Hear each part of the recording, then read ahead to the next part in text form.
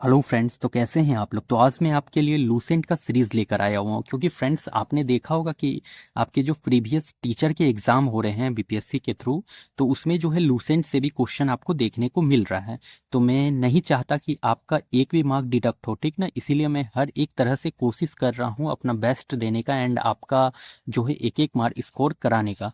तो इसलिए आप लोग इस सीरीज को जरूर देखेंगे, क्योंकि ये सीरीज आपके लिए बेनिफिशियल होगा और लूसेंट से भी आपको आपके एग्जाम में क्वेश्चन देखने को ज़रूर मिल जाएगा। और देखिए, अगर आप और किसी भी एग्जाम की प्रिपरेशन कर रहे हो, चाहे वो बीपीएससी हो, बीपीएससी टीचर हो, या फिर बिहार एसएससी हो, या फिर एनी वनडे एग्जाम की आप तैयारी कर रहे हैं, तो आप इस सीरीज को जरूर देखें, क्योंकि Lucent series very very beneficial for your any exams, ठीक ना। क्योंकि यहाँ से क्वेश्चन आपको देखने को मिल जाता है भाई। और देखो, बीपीएससी टीचर की तैयारी कर रहे हैं तो ये तो मोस्ट इंपॉर्टेंट सीरीज होने वाला है आपके लिए, क्योंकि लूसेंट से क्वेश्चन देखने को मिल रहा है। एंड आई होप कि नेक्स्ट जो TRE 4 होगा यहाँ से क्वेश्चन आएगा ज़रूर। तो चलिए एक एक करके हम लोग अपने लूसेंट सीरीज को देख लेते हैं विद डिटेल डिस्कशन के साथ। तो भाई हमारा फर्स्ट क्वेश्चन आता है, राष्ट्रीय विज्ञान दिवस कब मनाया जाता है। तो विज्ञान दिवस, तो दिवस तो पहले ही मैंने कितनी बार बता रखा है कि दिवस आपके लिए इंपॉर्टेंट हो जाता है। तो राष्ट्रीय विज्ञान दिवस कब मनाया जाता है ये आप बता दीजिए अब। तो राष्ट्रीय विज्ञान दिवस कब मनाया जाता है। 5 जनवरी, 2 जून, 28 फरवरी, 14 मार्च। देखो, ये एसएससी 2015 में पूछा गया क्वेश्चन था। तो विज्ञान दिवस जो भाई ये मनाया जाता है, तो ये 28 फरवरी को मनाया जाता है विज्ञान दिवस। विज्ञान दिवस कब मनाया जाता है, तो 28 फरवरी को। अब दिवस से देख लो, अगर आपसे पूछ लेता है कि खेल दिवस कब मनाया जाता है, तो खेल दिवस, तो भाई खेल दिवस कब मनाया जाता है, तो खेल दिवस 29 अगस्त, आप लोग याद रखेंगे 29 अगस्त को खेल दिवस मनाया जाता है। अगर आपसे पूछ ले कि हिंदी दिवस कब मनाया जाता है, हिंदी दिवस, तो हिंदी दिवस जो है वो 14 सितंबर को मनाया जाता है। 14 सितंबर को आपका हिंदी दिवस मनाया जाता है। 14 सितंबर को हिंदी दिवस मनाया जाता है। अगर आपसे पूछ लेता है भाई कि किसान दिवस कब मनाया जाता है, किसान दिवस, किसान दिवस, तो किसान दिवस, तो भाई अभी रिसेंटली 2 दिन पहले ही मनाया गया है किसान दिवस, मतलब कि 23 दिसंबर को मनाया जाता है आपका किसान दिवस। किसान दिवस कब, 23 दिसंबर। आप लोग इसको राइट डाउन करते हुए चलेंगे अपने कॉपी में, बिकॉज वेरी इंपॉर्टेंट है ये सेशन आपके लिए। अगर आपसे पूछ लेता है कि नौसेना दिवस, तो नौसेना दिवस जो है भाई, तो नौसेना दिवस जो है वो आपका मनाया जाता है 4 दिसंबर को। कब मनाया जाता है, 4 दिसंबर को नौसेना दिवस मनाया जाता है। 4 दिसंबर को क्या मनाया जाता है, तो नौसेना दिवस मनाया जाता है। अगर आपसे पूछ लेगा कि एकता दिवस कब मनाया जाता है, एकता दिवस, एकता दिवस पूछ सकता है ना आपसे कि एकता दिवस कब मनाया जाता है, तो एकता दिवस भाई वो 31 अक्टूबर को मनाया जाता है, एकता दिवस। ओके फ्रेंड्स, चलिए फिर नेक्स्ट स्लाइड में चलते हैं, आगे देखते हैं क्या है क्वेश्चन। राष्ट्रीय एकता दिवस, देखो भाई मैंने अभी वहां पर बताया और यहाँ आ भी गया कि राष्ट्रीय एकता दिवस के रूप में कौन सा दिन मनाया जाता है, 31 अक्टूबर, 14 नवंबर, 19 नवंबर, 23 दिसंबर। तो राष्ट्रीय एकता दिवस मैंने अभी क्या बताया था आपको, 31 अक्टूबर को राष्ट्रीय एकता दिवस मनाया जाता है। 14 नवंबर को क्या मनाया जाता है भाई, तो बाल दिवस मनाया जाता है। 14 नवंबर को चिल्ड्रंस डे जो है 14 नवंबर को मनाया जाता है। अगर आपसे पूछ लेगा कि अल्पसंख्यक अधिकार दिवस कब मनाया जाता है, अल्पसंख्यक अधिकार दिवस, अल्पसंख्यक अधिकार दिवस, तो भाई अल्पसंख्यक अधिकार दिवस कब मनाया जाता है, ये सब इंपॉर्टेंट है आपके लिए। तो ये 18 दिसंबर को मनाया जाता है। अल्पसंख्यक अधिकार दिवस 18 दिसंबर को मनाया जाता है। अगर आपसे पूछ ले भाई कि संविधान दिवस कब मनाते हैं, संविधान दिवस, कॉन्स्टिट्यूशनल डे, तो संविधान दिवस कब मनाया जाता है, ये तो शायद याद होगा आप लोगों को। संविधान दिवस, तो भाई संविधान दिवस आपके 26 नवंबर को मनाया जाता है, संविधान दिवस। अगर आपसे पूछ लेगा कि वैलेंटाइन डे कब मनाया जाता है, ये तो सबको याद होगा जैसा मुझे लग रहा है। तो वैलेंटाइन डे कब मनाया जाता है भाई बता दो, ये तो सभी को पता होगा, इसमें तो कोई डाउट वाली बात ही नहीं है कि ये पता ना हो आप लोगों को। ये तो भाई एक एक बंदे को पता होगा कि वैलेंटाइन डे कब मनाया जाता है। तो भाई फरवरी के मंथ में वैलेंटाइन डे मनाया जाता है, ठीक है। तो फरवरी के मंथ में वैलेंटाइन डे मनाया जाता है, ये तो शायद सबको याद होना ही है, ठीक है। और शायद याद भी होगा सबको, आई होप। किसको किसको याद है कमेंट ज़रूर करेंगे एक बार। उसके बाद आप लोग याद रखेंगे मतदाता दिवस, मतदाता दिवस, मतदाता दिवस, तो मतदाता दिवस जो है आपके 25 जनवरी को मनाया जाता है। मतदाता दिवस 25 जनवरी को मनाया जाता है। अगर आपसे पूछ लिया जाएगा भाई कि गणतंत्र दिवस कब मनाया जाता है, गणतंत्र दिवस, गणतंत्र दिवस, गणतंत्र दिवस, तो गणतंत्र दिवस कब मनाते हैं बताइए तो, 26 जनवरी को मनाते हैं।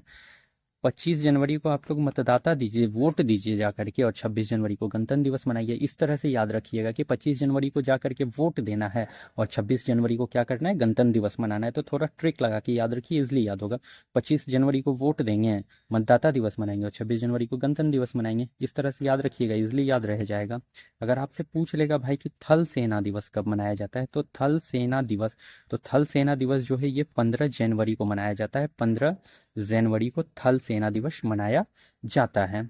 ओके फ्रेंड्स, आई होप इतना दूर आपका क्लियर हो गया होगा। अगर आपसे पूछ लेता है भाई कि शिक्षक दिवस कब मनाया जाता है, तो शिक्षक दिवस, तो शिक्षक दिवस भाई वो तो आपके 5 सितंबर को मनाया जाता है। 5 सितंबर को शिक्षक दिवस देखने को मिल जाता है। अगर आपसे पूछ लेगा कि जल दिवस कब मनाते हैं, जल दिवस, जल दिवस भी आपसे पूछ सकता है, इंपॉर्टेंट है। तो जल दिवस जो है आपके 22 मार्च को मनाया जाता है, जल दिवस। पृथ्वी दिवस अगर पूछ ले आपसे कि अर्थ डे कब मनाते हैं, अर्थ डे, पृथ्वी दिवस कब मनाते हैं, तो भाई ये 22 अप्रैल को मनाया जाता है पृथ्वी दिवस। ओके, नेक्स्ट, शाहनामा का लेखक कौन था। देखो अब ये लेखक से रिलेटेड आ गया तो मैगजीन न्यूज़पेपर, ये मैं बार बार कहता हूँ, और देखो उसी से रिलेटेड क्वेश्चन आ गया, इंपॉर्टेंट है आपके लिए, किसी भी एग्जाम के लिए वीवीआई हो जाता है ये टॉपिक, ठीक है। तो शाहनामा का लेखक कौन है, उत्तबी, फिरदौसी, अल बरूनी, बर्नी। तो भाई शाहनामा के लेखक जो हैं आपके फिरदौसी हो जाते हैं, फिरदौसी जो हैं शाहनामा के लेखक हो जाते हैं। अब देखो यहाँ पर लेखक से बात हुई है तो मैं डिस्कस कुछ लेखक के बारे में कर लेता हूँ यहाँ आपसे, एंड बुक्स के बारे में। तो फ्रेंड्स देखो, हमारा जो फर्स्ट याद रख लियो आप लोग, तो याद आप लोग रख लो पहले, इंडिका किसने लिखा है। तो इंडिका जो है भाई एक बुक था, ये किसने लिखा है, इंडिका। आप लोग नोट डाउन कर रहे होगे मुझे जैसा उम्मीद है, तो नोट डाउन जरूर कीजिएगा, क्वेश्चन यहाँ से लड़ जाएगा आपके एग्जाम में। ओके, आई कंफर्म कह रहा हूँ, क्वेश्चन लड़ जाएगा भाई। तो इंडिका जो है वो मेगास्थनीज ने लिखा था। किसने लिखा था, मेगास्थनीज ने लिखा था। इंडिका किसने लिखा है, तो मेगास्थनीज ने लिखा है, इंडिका नीज, मेगास्थनीज ने जो है इंडिका लिखा है। मेगास्थनीज ने क्या लिखा है, तो इंडिका लिखा है मेगास्थनीज ने। अगर आपसे पूछ लेता है भाई कि कपाल कुंडला किसने लिखा है, कपाल कुंडला, तो कपाल कुंडला जो है आपके बंकिम चंद्र चटर्जी ने लिखा है। किसने लिखा है, बंकिम चंद्र चटर्जी। कपाल कुंडला किसने लिखा है, तो बंकिम चंद्र चटर्जी ने जो है कपाल कुंडला लिखा है। अच्छा, बंकिम चंद्र चटर्जी से एक बात और याद रख लीजिएगा, आनंद मठ, आनंद मठ भी जो है बंकिम चंद्र चटर्जी के द्वारा ही लिखा गया था, आनंद मठ। ओके फ्रेंड्स, अच्छा नेक्स्ट आपको क्या याद रख लेना है, अगर आपसे पूछ लेता है मेघदूत, तो मेघदूत किसने लिखा है भाई, तो मेघदूत जो लिखा था, मेघदूत आखिर बुक किसने लिखा, तो मेघदूत लिखा है कालिदास ने। मेघदूत किसने लिखा, तो कालिदास। मेघदूत किसने लिखा है, तो कालिदास ने लिखा है। साथ में याद रख लीजिएगा, कालिदास से रघुवंशम भी इन्होंने ही लिखा है, रघुवंशम। रघुवंशम और मेघदूत तो कालिदास, रघुवंशम और मेघदूत कालिदास, रघुवंशम और मेघदूत किसने लिखा, तो कालिदास ने। अगर आपसे पूछ लेगा कि हुमायूं नामा, हुमायूं, हुमायूं नामा, हुमायूं नामा, अगर आपसे पूछ लेगा भाई कि हुमायूं नामा किसने लिखा था, तो हुमायूं नामा किसने लिखा है, तो गुलबदन बेगम, गुलबदन, गुलबदन बेगम ने जो है हुमायूं नामा लिखा था। ओके, हुमायूं नामा किसने लिखा है, तो गुलबदन बेगम ने लिखा था। अच्छा, अगर पूछ लेगा आपसे इंडिया डिवाइडेड किसने लिखा है, इंडिया डिवाइडेड, इंडिया डिवाइडेड किसने लिखा है, बताओ तो, बार बार बताता हूँ ये वाला क्वेश्चन। तो भाई ये इंडिया डिवाइडेड राजेंद्र प्रसाद ने लिख रखा है, राजेंद्र प्रसाद ने लिखा है, प्रसाद, राजेंद्र प्रसाद ने। चलिए फिर आगे देख लेते हैं नेक्स्ट क्वेश्चन। राज तरंगिणी नामक पुस्तक से भारत के किस राज्य का इतिहास ज्ञात होता है। तो देखो, एक राज तरंगिणी जो है भाई ये एक बुक का नाम है, ठीक ना। तो पूछ रखा है इसमें कि राज तरंगिणी से किस राज्य के इतिहास का पता चलता है, मतलब किसी राज्य के इतिहास का पता चलता है हमको राज तरंगिणी किताब से। तो वो किस राज्य का इतिहास पता चलाता है, तो राजस्थान का, जम्मू कश्मीर का, उत्तर प्रदेश या कर्नाटका। तो देखो भाई, राज तरंगिणी जो है उसमें जम्मू कश्मीर का इतिहास लिखा हुआ है, राज तरंगिणी में जम्मू कश्मीर का इतिहास लिखा हुआ है। और राज तरंगिणी जो लिखा है वो कलहन ने लिखा है। किसने लिखा है राज तरंगिणी, तो कलहन ने लिखा है राज तरंगिणी। इस बात को याद रखना, और इसमें जम्मू कश्मीर का इतिहास लिखा गया है। अच्छा, अगर आपसे पूछ लेता है, कुछ बुक्स से यहाँ पर भी बता रहा हूँ अभी, तो अगर आपसे पूछ लेता है भाई कि मुद्रा राक्षस, ठीक है, कि मुद्रा राक्षस किसने लिखा है, तो मुद्रा राक्षस, तो मुद्रा राक्षस आखिर पुस्तक जो था ये किसने लिखा है, अगर आपसे पूछ ले तो मुद्रा राक्षस जो लिखा है विशाख दत्त ने लिखा है। किसने? तो विशाख दत्त। मुद्रा राक्षस किसने लिखा है? तो विशाख दत्त ने लिखा है। अगर पूछ लेता है आपसे पृथ्वीराज रासो, पृथ्वीराज रासो, पृथ्वीराज रासो पुस्तक किसने लिखा, बताओ। पृथ्वीराज रासो पुस्तक किसने लिखा है? तो चंदर वरदाई ने लिखा है, चंदर वरदाई। पृथ्वीराज रासो किसने लिखा है? तो चंदर वरदाई ने लिखा है। अगर आपसे पूछ लेता है कि 10 कुमार चरित किसने लिखा है? 10 कुमार चरित, तो 10 कुमार चरित जो है वो दंडी ने लिखा है। किसने लिखा है 10 कुमार चरित? तो दंडी ने लिखा है, 10 कुमार चरित लिखा है। नेक्स्ट याद रखिएगा आप लोग बीजक। तो बीजक किसने लिखा था भाई? तो बीजक जो था भाई ये कबीर दास का, इसमें उपदेश लिखा हुआ है, ठीक ना। तो बीजक क्या था? उपदेश का बुक था एक, कबीर दास का उपदेश लिखा हुआ है, इसमें उपदेश लिखा हुआ है। किसने उपदेश लिखा है? तो कबीर दास के उपदेश का एक बुक है जिसका नाम है बीजक। तो बीजक किसने लिखा है? कबीर दास ने लिखा है। इस चीज को याद रख लेना आप लोग, ठीक है। चलिए फिर नेक्स्ट क्वेश्चन में आपसे यहाँ पूछा है अर्थशास्त्र पुस्तक के लेखक कौन है भाई? तो अर्थशास्त्र पुस्तक के लेखक कौन है, बताओ। Chanakya, Seleucus, Chandragupta, Megasthenes. तो भाई अर्थशास्त्र जो है ये चाणक्य के द्वारा लिखा गया था, और चाणक्य को ही कौटिल्य भी कहा जाता था। अर्थशास्त्र किसने लिखा है? तो चाणक्य या कौटिल्य। कौटिल्य, चाणक्य को ही कौटिल्य भी कहा जाता था, ठीक ना, कौटिल्य, कौटिल्य। तो अर्थशास्त्र के रचयिता कौन है? चाणक्य या कौटिल्य, आप लोग याद रखेंगे। अच्छा, अगर आपसे पूछ ले कि हर्षचरित किसने लिखा है? तो हर्षचरित, तो हर्षचरित किसने लिखा है भाई? तो हर्षचरित जो है वान भट्ट ने लिखा है। हर्षचरित किसने लिखा है? तो वान भट्ट ने हर्षचरित लिखा है। ओके, हर्षचरित पुस्तक किसने लिखा है? तो वान भट्ट ने हर्षचरित पुस्तक लिखा है। अगर आपसे पूछ ले कि अष्टध्यायी किसने लिखा? अष्टध्यायी, अष्ट अष्टध्यायी, तो अष्टध्यायी पुस्तक किसने लिखा है? क्वेश्चन पूछ सकता है ना कि अष्टध्यायी किसने लिखा। तो अष्टध्यायी भाई ये पाणिनि के द्वारा लिखा गया था, पाणिनि। अष्टध्यायी किसने लिखा है? तो पाणिनि ने लिखा है। और अष्टध्यायी जो है ना एक व्याकरण का बुक था, ग्रामर का बुक था। अष्टध्यायी क्या था? तो एक व्याकरण का बुक था, व्याकरण से क्या था? रिलेटेड बुक था। ओके, अष्टध्यायी क्या था? व्याकरण से रिलेटेड बुक, जिसे पाणिनि ने लिखा है फ्रेंड्स। ओके, अब आपको याद क्या रख लेना है? अगर मान लो आपसे पूछ लेता है पूछ लेता है कि सुधारक किसने लिखा, तो सुधारक किसने लिखा है, बताओ तो सुधारक जो है गोपाल कृष्ण गोखले ने लिखा, गोपाल कृष्ण गोखले। सुधारक किसने लिखा है? तो गोपाल कृष्ण गोखले। अगर आपसे पूछ ले कि हरिजन किसने लिखा है भाई, तो हरिजन, तो हरिजन किसने लिखा है? तो हरिजन महात्मा गांधी ने लिखा है, महात्मा गांधी। हरिजन किसने लिखा? महात्मा गांधी ने लिखा है। अगर आपसे पूछ लेता है इंडियन ओपिनियन किसने लिखा है? इंडियन ओपिनियन, इंडियन ओपिनियन, तो इंडियन ओपिनियन भी महात्मा गांधी ने लिखा है। तो किसने लिखा है?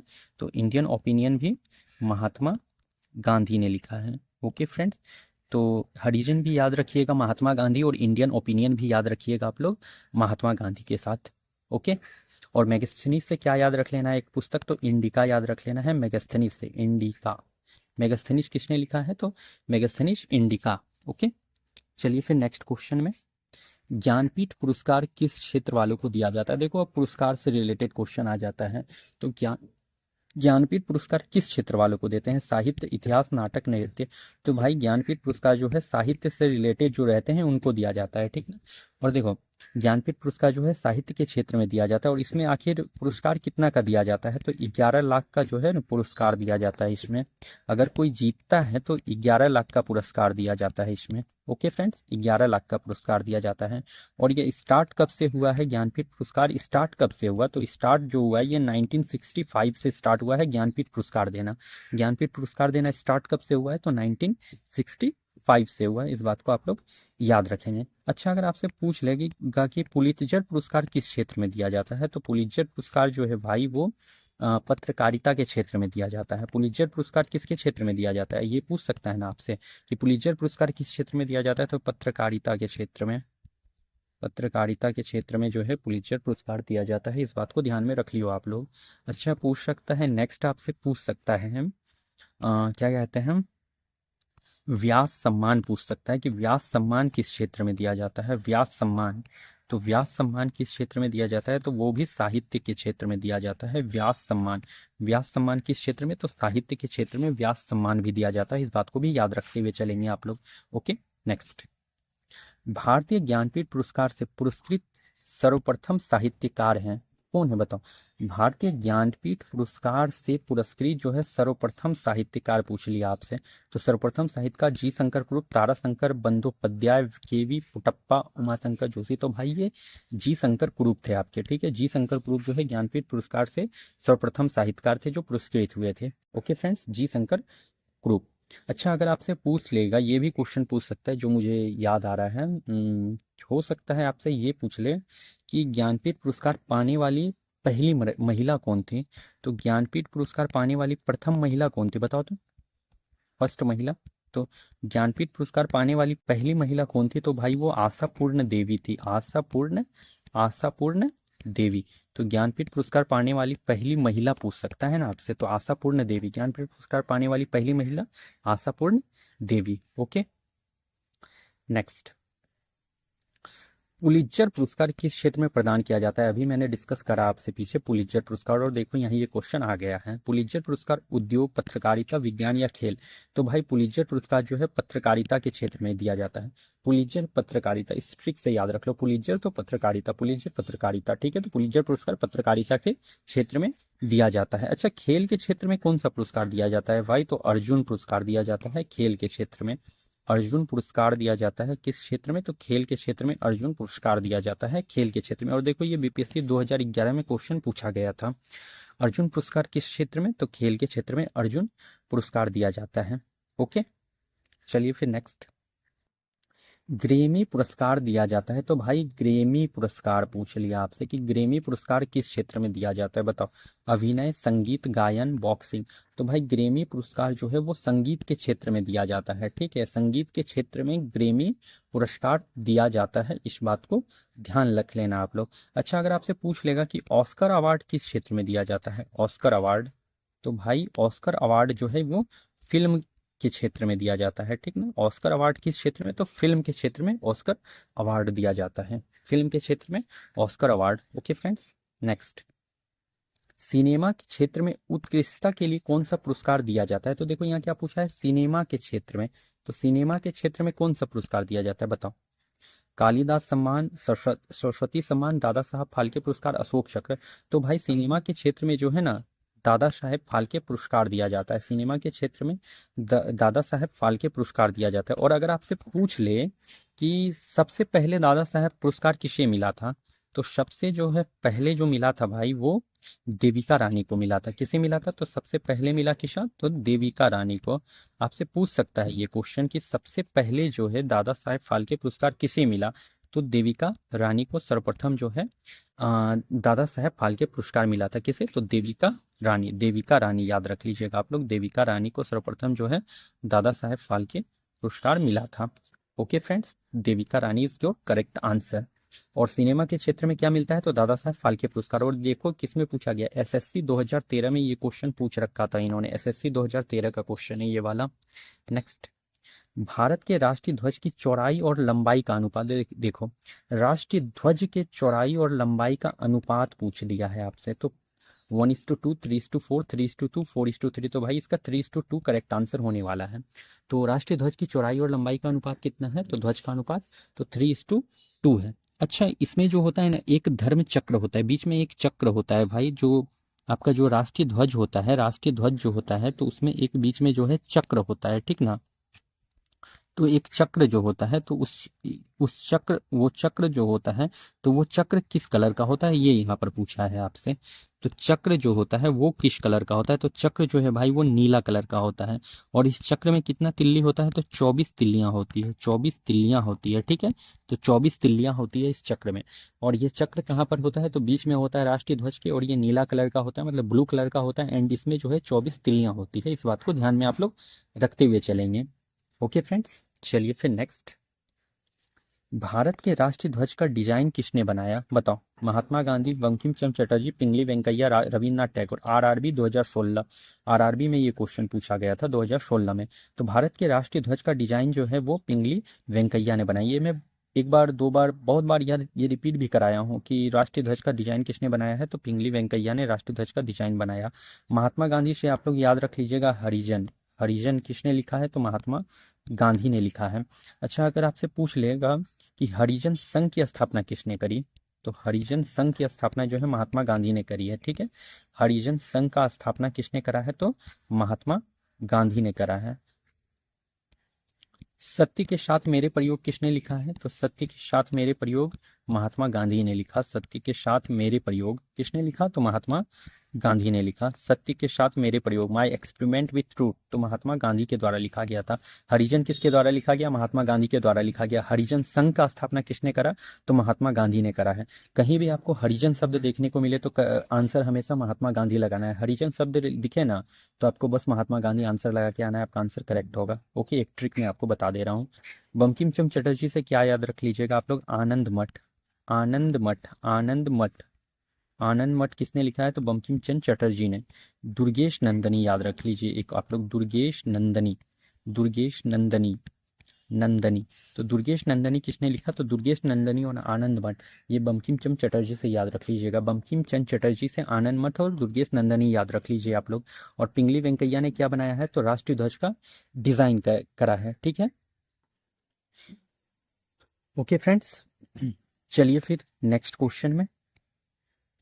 राष्ट्रीय गान जन गण मन सर्वप्रथम कब और कहाँ गाया गया, तो राष्ट्रीय गान जो है हमारा, तो राष्ट्रीय गान जो है जन गण मन, वो सर्वप्रथम कब और कहाँ गाया गया। 1911 कलकत्ता में, 1941 कोलकाता में, 1950 दिल्ली में, 1896 कोलकाता में। तो भाई देखो, राष्ट्रीय गान जो पहली बार गाया गया है 1911 के कलकत्ता अधिवेशन में गाया गया है। 1911 के कलकत्ता अधिवेशन में गाया गया। और इस समय जो अध्यक्ष थे इस अधिवेशन के, तो अध्यक्ष थे विशन नारायण धर, विशन नारायण धर।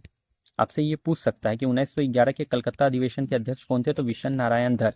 और इसी समय जो है आपका जो है राष्ट्रीय गान जो कि जन गण मन है वो गाया गया था। ठीक है, अच्छा, राष्ट्रीय गान को गाने में कितना समय लगता है, तो टाइम भाई ये लगता है 52 सेकेंड का। ठीक है, राष्ट्रीय गान को गाने में टोटल टाइम कितना लगता है, तो 52 सेकेंड, 52 सेकेंड का समय लगता है। इतना आप लोग याद रखते हुए चलेंगे। ठीक है भाई, चलिए फिर नेक्स्ट। भारत का राष्ट्रीय गीत वंदे मातरम सर्वप्रथम कब गाया गया, तो राष्ट्रीय गीत क्या है भारत का, तो राष्ट्रीय गीत जो है वंदे मातरम है। ठीक है, वंदे मातरम कौन सा है, तो राष्ट्रीय गीत है हमारा वंदे मातरम। और ये किस सर्वप्रथम कब गाया गया, तो 1886, 1896, 1906, 1907। तो 1896 में जो है भाई आपका जो है वंदे मातरम पहली बार गाया गया था। और 1896 का ये कौन सा अधिवेशन था, तो ये भी कोलकाता अधिवेशन था, कोलकाता अधिवेशन, कोलकाता अधिवेशन था। तो 1911 का भी कोलकाता अधिवेशन में गाया गया था राष्ट्रीय गान पहली बार। और 1896 के कोलकाता अधिवेशन में राष्ट्रीय गीत गाया गया है पहली बार। और इस कोलकाता अधिवेशन के अध्यक्ष कौन थे, ये पूछ सकता है आपसे। तो कोलकाता अधिवेशन के अध्यक्ष जो थे वो रहीमतुल्ला सैयानी थे, रहीमतुल्ला सैयानी, रहीमतुल्ला सैयानी, सैयानी। आपसे पूछ सकता है कि 1896 के कलकत्ता अधिवेशन जिसमें राष्ट्रीय गीत पहली बार गाया गया, वहां के अध्यक्ष कौन थे, तो भाई रहीमतुल्ला सैयानी थे उसके अध्यक्ष। ठीक है, और इसको गाने में कितना टाइम लगता है, राष्ट्रीय गीत को गाने में कितना टाइम आखिर लगता है, तो भाई ये 65 सेकेंड लगता है। राष्ट्रीय गीत को गाने में 65 सेकेंड लगता है। और राष्ट्रीय गान को गाने में कितना, तो 52 सेकेंड समय लगता है। ठीक है, और ये कहाँ से लिया गया है, तो राष्ट्रीय गीत जो लिया गया है ये आनंद मठ से लिया गया है, आनंद मठ से लिया गया है, आनंद मठ से लिया गया है। राष्ट्रीय गीत कहाँ से लिया गया है, तो आनंद मठ से लिया गया है। और आनंद मठ किसने लिखा है, तो बंकिम चंद्र चटर्जी ने लिखा है आनंद मठ। Okay friends, next. निम्नलिखित में कौन सा भारत के सारनाथ में सिंह स्तंभ का घटक नहीं है। यहाँ क्या पूछ रखा है आपसे कि नहीं है, और बीपीएससी कंफ्यूज करता है आपको नहीं में, तो घटक नहीं है ये पूछा है सिंह स्तंभ का। तो सिंह स्तंभ का घटक कौन सा नहीं है, सिंह की आकृति, नीचे घंटी के आकार का कमल, दक्षिण दिशा को दर्शाती हुई नक्काशदारी गाय, धर्म चक्र। तो भाई देखो, ये आपका जो करेक्ट आंसर होगा ये होगा क्या, सिंह की आकृति, तो ये तो है भाई उसमें। नीचे घंटी के आकार का कमल, तो ये भी उसमें मेंशन करा है। दक्षिण दिशा को दर्शाती हुई नक्काशदारी गाय, तो भाई ये आपका उसमें नहीं है, मतलब option number C is correct. Okay, option number C is correct. Okay friends, अच्छा, अगर आपसे पूछ ले कि भारत का राष्ट्रीय पशु क्या है, आपसे पूछ सकता है ना कि भारत का राष्ट्रीय पशु आखिर क्या है। राष्ट्रीय पशु, तो राष्ट्रीय पशु क्या है बता दो तो आप लोग। राष्ट्रीय पशु तो बाघ है। राष्ट्रीय पशु क्या है, बाघ है। अगर आपसे पूछ ले कि राष्ट्रीय पक्षी क्या है, पक्षी पता है किसी को क्या, तो भाई राष्ट्रीय पक्षी मोर है। राष्ट्रीय पक्षी मोर है। अगर आपसे पूछ ले कि भारत का राष्ट्रीय धरोहर पशु, ये बताइए आप लोग कि धरोहर पशु किसे क्या है कहा जाता है, धरोहर पशु कौन सा है राष्ट्रीय धरोहर पशु, तो भाई ये हाथी है। राष्ट्रीय धरोहर पशु क्या है, तो हाथी है, ठीक ना, क्या है, हाथी। राष्ट्रीय धरोहर पशु हाथी है, एलिफेंट। Okay friends. एंड अगर आपसे पूछ ले कि भारत का राष्ट्रीय जलीय जीव, राष्ट्रीय जलीय जीव, तो भाई राष्ट्रीय जलीय जीव जो आपको तो पता ही होना चाहिए, तो राष्ट्रीय जलीय जीव जो है गंगा का डॉल्फिन है। तो गंगा डॉल्फिन कौन है, गंगा डॉल्फिन। तो राष्ट्रीय जलीय जीव कौन सा है, तो गंगा डॉल्फिन है राष्ट्रीय जलीय जीव भारत का। Okay friends. नेक्स्ट, अंतर्राष्ट्रीय महिला दिवस मनाते हैं। तो भाई अंतर्राष्ट्रीय महिला दिवस कब मनाया जाता है बताओ आप लोग। 12 मार्च, 8 मार्च, 12 जुलाई, 8 जुलाई। तो राष्ट्रीय अंतर्राष्ट्रीय महिला दिवस जो है 8 मार्च को मनाया जाता है। अच्छा, यहाँ पे और मैं दिवस अब आपसे डिस्कस करने वाला हूँ, क्योंकि जो जो मुझे याद आता जा रहा है मैं आपसे डिस्कस करता जा रहा हूँ, ठीक ना, क्योंकि इंपॉर्टेंट है दिवस आपके लिए। तो जो याद आ रहा है मैं बताता जा रहा हूँ यहाँ पे। तो अगर आपसे पूछ ले कि जल दिवस, तो जल दिवस अगर आपसे पूछ ले भाई, तो जल दिवस जो है 22 मार्च के साथ जाइएगा आप लोग, किसके साथ, तो जल दिवस 22 मार्च। पृथ्वी दिवस अगर पूछ ले, एक ट्रिक से याद रख लीजिए इसको, एक एक मंथ गैप से, पृथ्वी दिवस से याद रख लीजिएगा 22 अप्रैल जो है वो पृथ्वी दिवस है, ठीक है।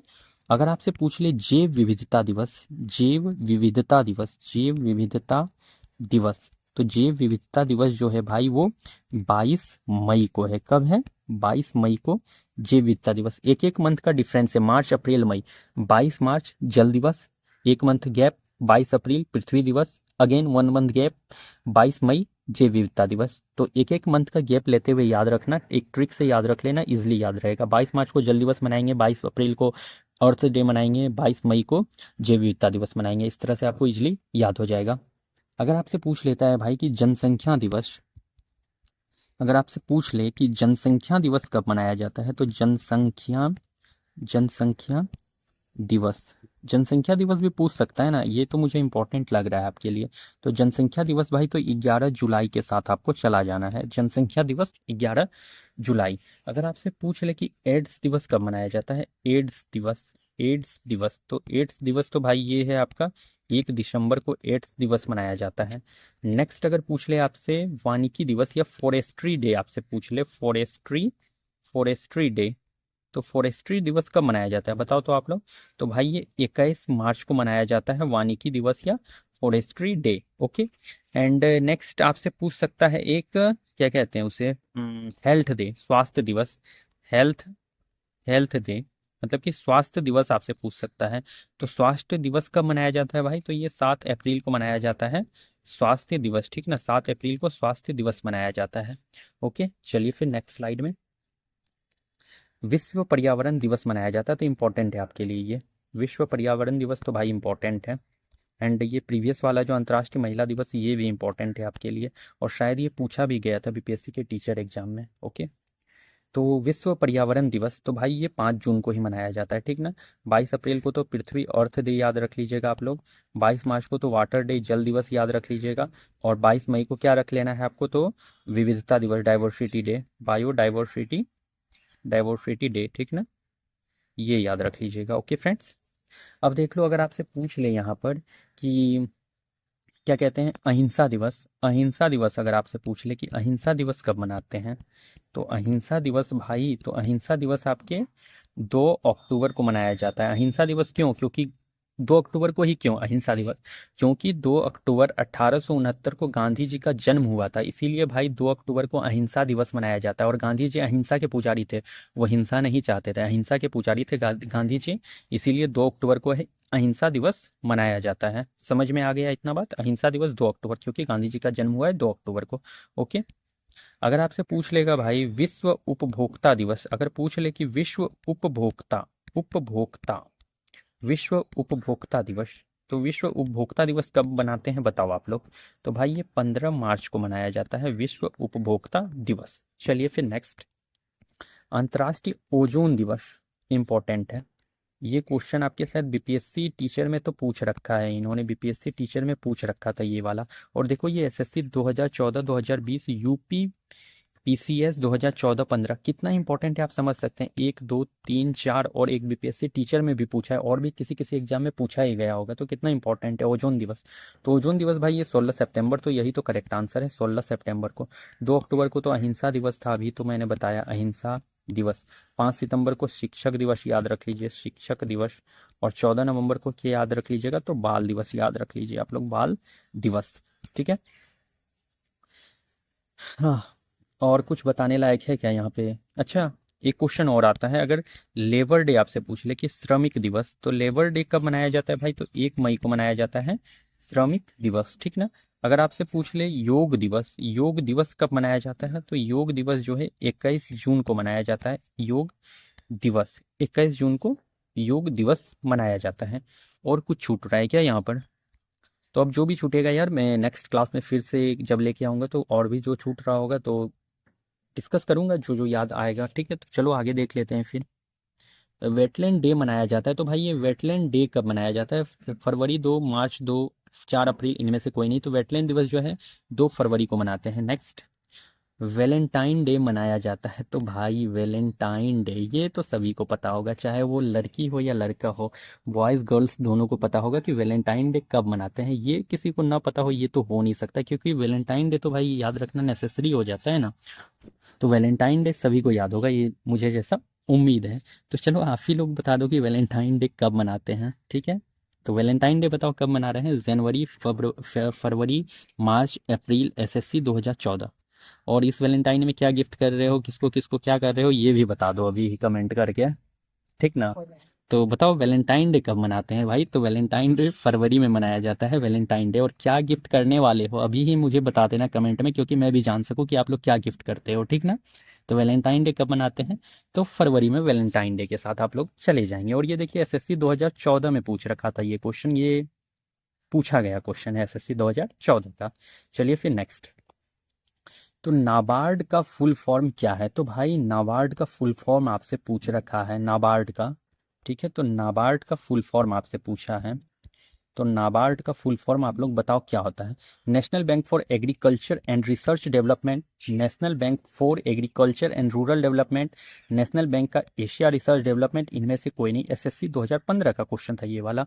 तो भाई देखो ये national bank for agriculture and research development नहीं, national bank for agriculture and rural development, तो हाँ यही तो करेक्ट होने वाला है, national bank for agriculture and rural development will be your correct answer. And अगर इससे पूछ ले भाई कि नाबार्ड का जो है हेडक्वार्टर कहाँ है, अगर मुख्यालय आपसे पूछ ले तो इसका हेडक्वार्टर मुंबई में है, मुंबई में, ठीक है। अगर आपसे पूछ लेता है कि नाबार्ड का स्थापना कब हुआ है, तो स्थापना भाई ये हुआ है जुलाई 1982 में। कब हुआ है? जुलाई 1982। तो नाबार्ड का स्थापना कब हुआ है? तो जुलाई 1982 में नाबार्ड का स्थापना हुआ है। चलिए फिर नेक्स्ट। एलईडी किसका संक्षिप्त रूप है? Light emitting diode, light energy device, lost energy detector, इनमें से कोई नहीं। NDA 2018 2021, SSC 2020। देखो एनडीए 18 21 20 में पूछा गया क्वेश्चन है ये। तो एलईडी जो है भाई वो फुल फॉर्म किसका है, संक्षिप्त रूप किसका है? तो लाइट एमिटिंग डायोड। तो हाँ यही करेक्ट होने वाला है, light emitting diode. Okay friends next.